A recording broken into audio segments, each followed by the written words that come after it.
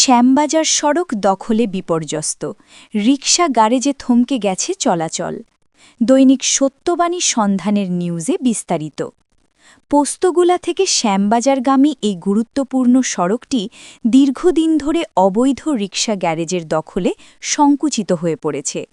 মেলবাড়িক bridge থেকে নামার পরে বাম পাশে ১০-১৫ ফিট রাস্তা দখল করে থাকা রিকশার সারি, যা শ্যামবাজার গেন্ডারিয়া আড়ত পর্যন্ত বিস্তৃত। এর সঙ্গে নদীপথের বিভিন্ন জায়গায় দখল যোগ হওয়ায় সড়কটিতে প্রতিদিনই তীব্র যানজটের সৃষ্টি হচ্ছে। ফলে সাধারণ মানুষ, অফিসকামী যাত্রী, শিক্ষার্থী, এমনকি জরুরি সেবার গাড়িও আটকে পড়ছে নিয়মিত। একটি গুরুত্বপূর্ণ সড়কে এভাবে বছরের পর বছর দখল থাকা সম্পূর্ণ অগ্রহণযোগ্য বলে মনে করছেন এলাকাবাসী। এদিকে কয়েকদিন ধরে সামাজিক যোগাযোগ মাধ্যমে এই সড়ক নিয়ে তীব্র আলোচনা চলছে।